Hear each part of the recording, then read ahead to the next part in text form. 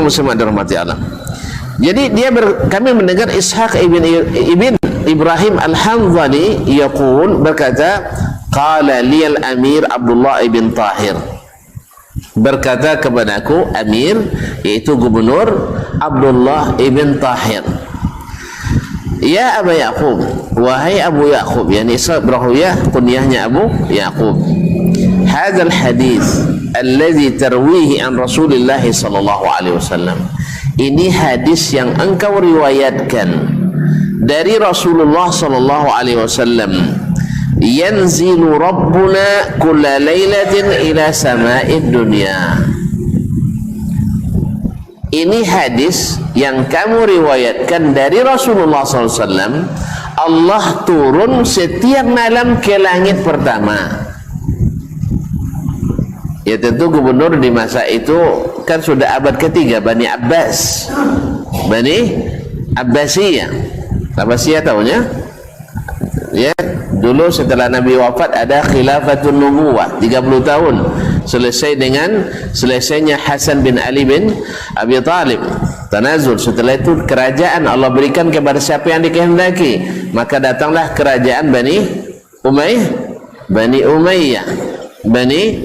Umayyah sampai tahun 128 Hijriyah. Kemudian jatuh Bani Umayyah, naik Bani Abbasiyah. Nah, di Bani Abbasiyah ini sangat marak sekali apa yang disebut dengan adopsi ilmu dari barat. Dari barat. Jadi dari barat bukan sekarang aja, sekularisme bukan dari sekarang aja, dari dulu. Diambil, diterjemahkan kitab-kitab kuno Yunani ke dalam bahasa Arab dan diwajibkan oleh khalifah untuk dipelajari di kampus-kampus Islam. Ya, bahasa dulu tidak kampus namanya, tapi namanya di pusat-pusat kajian-kajian Islam, diwajibkan itu, dianjurkan. Setiap orang terjemah diberikan apresiasi. Seperti sekarang kita, kalau tamatan barat hebat, kalau tamatan timur tidak hebat, apalagi tamatan timur tengah. Nah, kan itu image yang dibangun. Jadi waktu itu sehingga para pembisik khalifah banyak dari kalangan Mu'tazilah, khususnya zaman Al-Ma'mun, Al-Amin, Al-Mu'tasim, Al-Mu'taz, kemudian sampai zaman Al-Mutawakkil, mulai ringan sampai di masa Al-Wathiq, baru kembali kepada ahli sunnah. Coba bayangkan, khalifah satu memulai, 5 khalifah atau 4 khalifah setelahnya mengikuti. Kalau sempat satu presiden dekat yang liberal sekali, mungkin 5 presiden setelahnya akan memiliki pembisik liberal. Oleh sebab itu kepada para presiden jangan ambil orang-orang yang menyimpang, ambil orang-orang yang lurus. Kalau jadi bupati juga kayak gitu, jadi gubernur juga kayak gitu, apalagi jadi RT pun harus gitu. Cari pembisik, jangan cari pembisik, penasehat. Sebab pembisik itu banyak yang was-was. Jadi cari penasehat yang bukan pembisik. Tahu pembisiknya? Pembisik itu banyak dari nomornya pembisik. Tidak paham nih ya, besok oleh sunnah. Nah, kaum muslimin dan muslimat dirahmati Allah SWT. Jadi masuklah pikiran ini kepada Al-Amir, karena dia tentu gubernur sering bertemu dengan khalifah. Jelas?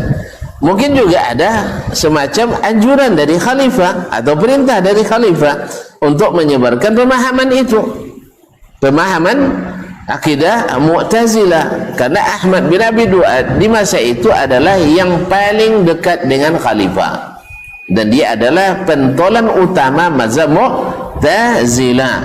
Dia ketua mahkamah agungnya, qadil qudahnya. Ma'asyarul kiram dirahmati Allah SWT. Nah, sekarang dia tanya, kaifa yanzil? Dah, kalau berbicara tentang kaifa, saya mulai ragu atau mulai yakin? Yakin atau ragu? Ragu. Apa sebab?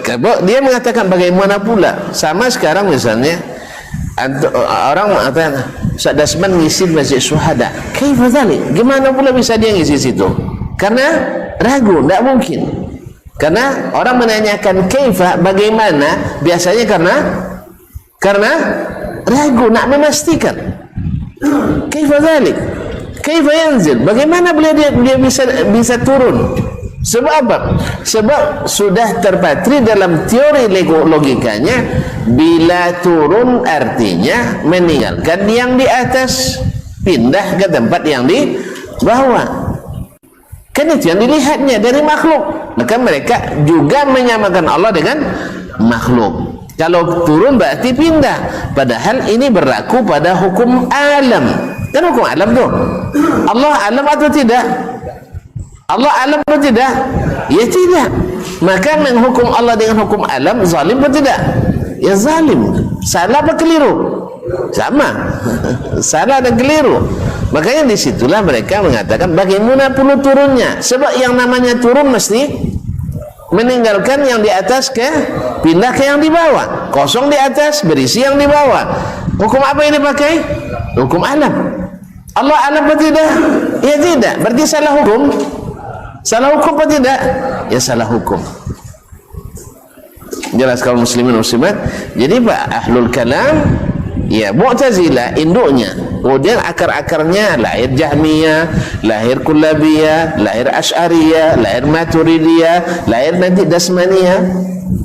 Kalau dibangun di atas itu, tapi semoga tidak ada yang aja. Tolong catat, doakan jangan sampai ada Dasmaniyah. Yang ada adalah kalam ilahi dan sunnah nabawiyah. Ma'asyul kiram dirahmati Allah SWT. Jadi menghukum Allah dengan hukum alam, padahal Allah bukan alam. Nah, apa katanya? Kaifa yanzil ya Aba Yaqub? Bagaimana pula dia tentu menghormati ini ulama besar ini, rawi hadis, thiqah, amirul mu'minin bil hadis. Tak mungkin dibantah hadisnya. Cuma masalahnya maknanya gimana ini? Bikin masalah maknanya. Hadis ya kami percaya ini sahih dan syekh tak mungkin berdusta. Cuman bagaimana turunnya, ini yang jadi masalah. Logika kami tidak bisa menerima. Itu lebih kurang ya. Logika kami tidak masuk. Kaifa yanzil? Qala Ishaq, Syekh atau Imam Ishaq bin Rahuyah berkata, qultu, saya katakan, a'azzallahul amir, semoga Allah mengokohkan gubernur. Itu selalu doa untuk orang-orang berkuasa. Apa katanya? La yuqalu li amri rabbi kaifa. Tak boleh kita menanyakan untuk urusan Allah kaifa. Sebab kalau sudah kaifa, protes kita. Jelas? Berarti kita protes Allah SWT. Ini miskin, anaknya 10. Ini kaya, anaknya 1. Bagaimana ini? Protes kita. Protes kan? Harusnya yang 10 yang kaya, yang 1 miskin. Menurut logika kita. Apa sebab? Yang seorangnya lepas yang menghidupi, apalagi 10 kan itu logika kita. Harusnya yang miskin anaknya sedikit, yang kaya anaknya banyak. Tapi yang terjadi kebalikannya. Yang kaya anaknya banyak, yang kaya anaknya sedikit, yang miskin anaknya banyak. Sebenarnya secara logika tidak salah juga. Orang miskin selalu di rumah, kerjanya sedikit. Orang kaya banyak kerjanya di luar sehingga jarang pulang. Tidak paham orang. Di sini 18 tahun ke bawah semua ini. Allah musta'an.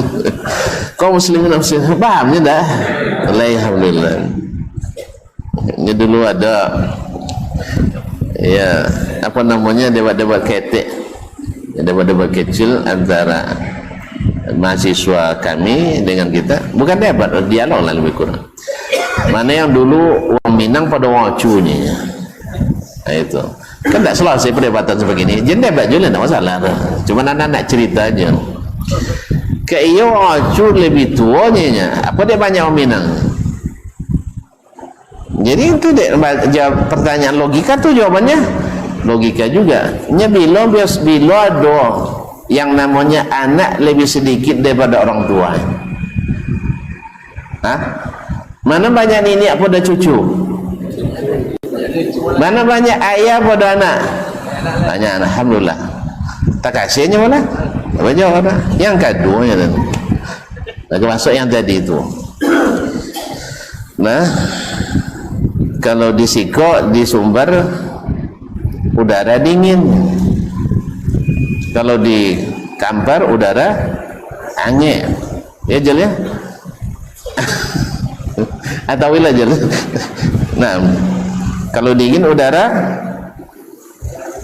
capek pulang, capek lolok.